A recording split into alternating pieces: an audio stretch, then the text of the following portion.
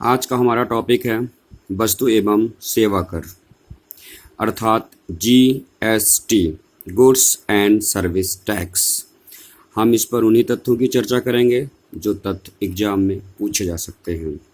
1 से 2 क्वेश्चन पूछना लाजमी है, इसलिए बहुत ही महत्वपूर्ण टॉपिक है। इसमें हम सिर्फ अभी उन्हीं तथ्यों की चर्चा करेंगे जो हमसे एग्जाम में पूछे जा सकते हैं। सबसे पहले समझ लेते हैं कि जीएसटी है क्या। सबसे पहले आपको ध्यान में रखना है कि जीएसटी एक अप्रत्यक्ष कर है। वस्तु एवं सेवा कर एक अप्रत्यक्ष कर है। यह एक एकीकृत कर है। क्यों एकीकृत कर है? क्योंकि संपूर्ण देश के लिए एक ही प्रकार की कर व्यवस्था है।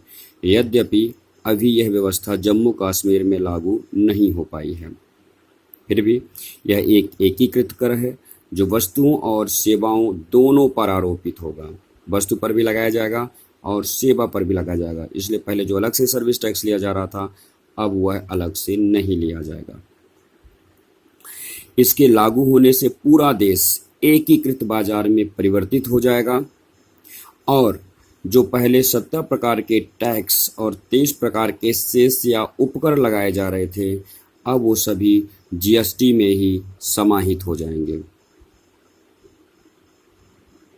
इस प्रकार जीएसटी लागू हो जाने से पूरे देश में किसी वस्तु की कीमत एक समान होगी। अगर हम देखें तो जीएसटी का एक लंबा इतिहास रहा है।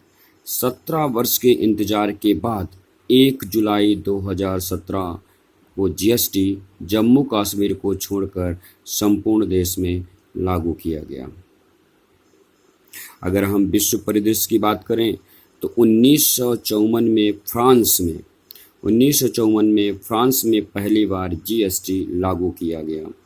तब से लेकर अब तक 161 देश में यह व्यवस्था लागू की जा चुकी है। भारत 161वां देश है जिसने इस व्यवस्था को लागू किया।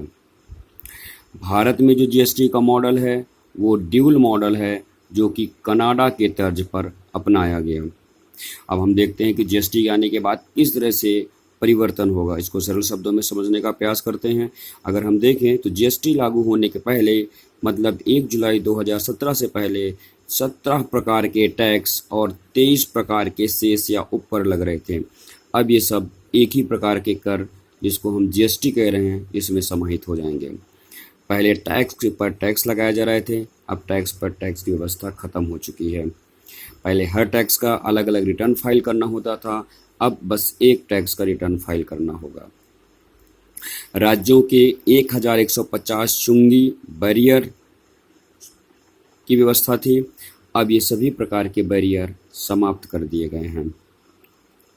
अगर हम देखें जो जीएसटी का इतिहास एक लंबा इतिहास रहा, 17 वर्ष का इतिहास रहा है, तो उसमें कब किस तरह के प्रमुख महत्वपूर्ण प्रयास किए गए। तो शुरुआत होती है 1999 से, जब उस समय के हमारे प्रधानमंत्री श्री अटल बिहारी वाजपेयी जी ने पहली बार जीएसटी का विचार रखा और इसके रिव्यू करने के लिए उन्होंने एक कमेटी बनाई जिसके अध्यक्ष थे आशीम दास गुप्ता। महत्वपूर्ण नाम है, आशीम दास गुप्ता। इनकी अगुवाई में कमेटी का गठन किया गया। आगे चल कर के सन 2003 में विजय केलकर की अध्यक्षता में एक टास्क फोर्स का गठन किया गया जिसने जीएसटी लागू करने का सुझाव दिया। तो आप कह सकते हैं कि ड्राफ्टिंग करने के लिए पहली कमेटी बनाई गई थी आसीम दास गुप्ता की अध्यक्षता में, और फिर इसको लागू करने के सुझाव के लिए कमेटी बनाई गई थी विजय केलकर समिति।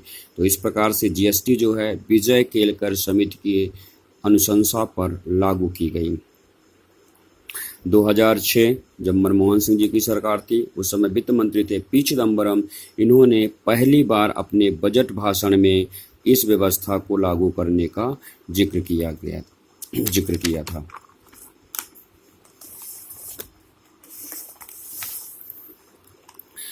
इस तरह से अगर हम देखें, इतने प्रयास के बाद अंततः दिसंबर 2014 में जीएसटी लागू करने के लिए 122वां संविधान संशोधन विधेयक लोकसभा में प्रस्तुत किया गया। 122वां संविधान संशोधन विधेयक लोकसभा में प्रस्तुत किया गया। मई 2015 में लोकसभा से पारित हो जाता है। उसके बाद 3 अगस्त 2016 को ये 122वां संविधान संशोधन विधेयक राज्यसभा द्वारा पारित किया जाता है। और इस प्रकार से संविधान संशोधन जितने प्रस्तुत किए गए उनमें से पारित होने वाला यह 101वां संविधान संशोधन था।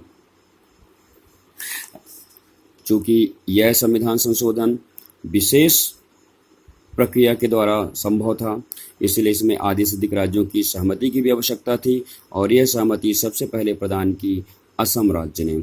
असम या असोम ने जीएसटी को सबसे पहले अपनी सहमति प्रदान की। आधे से अधिक राज्यों की सहमति प्राप्त हो जाने के पश्चात 8 सितंबर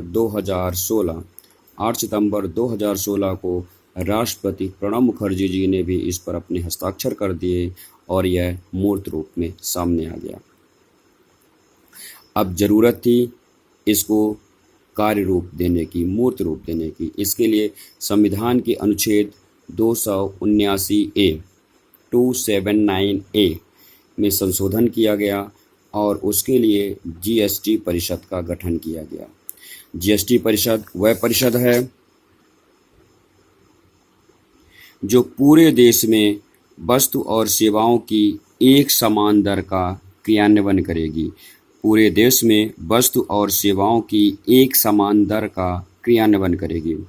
अब हम समझ लेते हैं कि जीएसटी परिषद आखिर किन से मिलकर बनी होती है। तो सबसे पहले हम देखते हैं जो जीएसटी परिषद है, इसके अध्यक्ष हैं केंद्रीय वित्त मंत्री, जो वर्तमान में श्री अरुण जेटली हैं।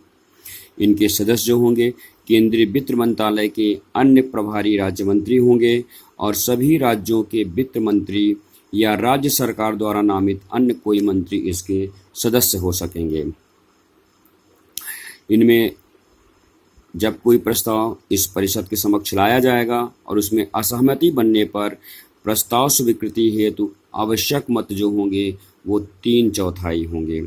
इनमें से केंद्र का मत मूल 1/3 होगा और राज्य का मत मूल 2/3 होगा। महत्वपूर्ण है, केंद्र का मत मूल 1/3, राज्य का मत मूल 2/3 और प्रस्ताव स्वीकृति हेतु आवश्यक मतों की संख्या 3/4। इसका सचिवालय नई दिल्ली में है और जीएसटी परिषद जो है 12 सितंबर 2016 से प्रभाव में आ गई है। 12 सितंबर 2016 से, और इसकी पहली बैठक 22 सितंबर 2016 को संपन्न हुई और इस पर कई महत्वपूर्ण निर्णय लिए गए। इस पर यह निर्णय लिया गया कि 20 लाख तक, अगर एक साल में 20 लाख तक का कारोबार किया जा रहा है तो उस पर कोई टैक्स नहीं दिया जाएगा। लेकिन पूर्वोत्तर के अगर राज्यों की चर्चा करें और पहाड़ी राज्य जिनमें उत्तराखंड, हिमाचल प्रदेश और जम्मू कश्मीर शामिल हैं, उनके लिए 10 लाख के कारोबार तक छूट का निर्णय लिया गया है। 10 लाख के कारोबार तक छूट का निर्णय लिया गया है। 1.5 करोड़ से कम वार्षिक कारोबार करने वाले जो करदाता हैं वो राज्य के दायरे में आएंगे और इससे अधिक के कारोबार करने वाले केंद्र या राज्य के अधिकारियों में से किसी एक के द्वारा उनसे पूछताछ की जा सकेगी। निष्कर्षतः हम कह सकते हैं कि 1 जुलाई से भारत की 2000 अरब डॉलर की अर्थव्यवस्था और 1.3 अरब उपभोक्ता एक साझा बाजार में शामिल किए गए, अर्थात एक राष्ट्र, एक कर, एक बाजार। अब हम समझ लेते हैं इनमें प्रमुख जो व्यवस्थाएं हैं जो हमसे एग्जाम में पूछे जा सकते हैं। तो जीएसटी के अंतर्गत आप देखें तो लगभग 1200 उत्पाद इसके अधीन शामिल कर दिए गए, लगभग 500 सेवाएं जीएसटी के अधीन शामिल कर दी गई और वर्तमान में 4 टैक्स स्लैब बनाई गई हैं। इनके अतिरिक्त कुछ वस्तुएं ऐसी हैं जिन पर 0% टैक्स की व्यवस्था की गई है, मतलब वो टैक्स फ्री हैं। अब हम इन प्रमुख स्लैब की बात करेंगे। जो 4 टैक्स स्लैब बनाए गए हैं इनमें आपको याद रखना है, पहला टैक्स स्लैब जो मिनिमम है 5%, फिर 12%, 18% और सबसे मैक्सिमम है 28%, 5%, 12%, 18% और 28%।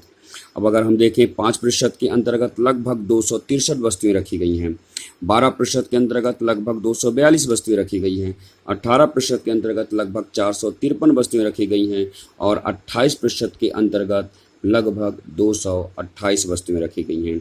इस तरह से आप देखिए लगभग 19% जो वस्तुएं हैं, 19% जो वस्तुएं हैं, 19% जो आइटम्स हैं वो रखे गए हैं 28% स्लैब के अंतर्गत और 81% जो सामान है, 81% जो गुड्स हैं, 81% जो सामान है वो 28% से कम के स्लैब में शामिल किए गए हैं।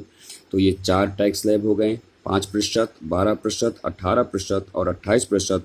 मिनिमम स्लैब है 5% या फिर ये कहिए जो फ्री स्लैब है 0% का और अधिकतम स्लैब है 28% का। इसमें एक और भी महत्वपूर्ण बात है, अभी इसमें शराब और पेट्रोलियम को दूर रखा गया है। मीन्स अभी वर्तमान में शराब और पेट्रोलियम में जीएसटी नहीं लगाया जा रहा है, सोने पर 3% का टैक्स लिया जा रहा है।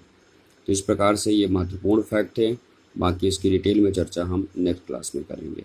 धन्यवाद।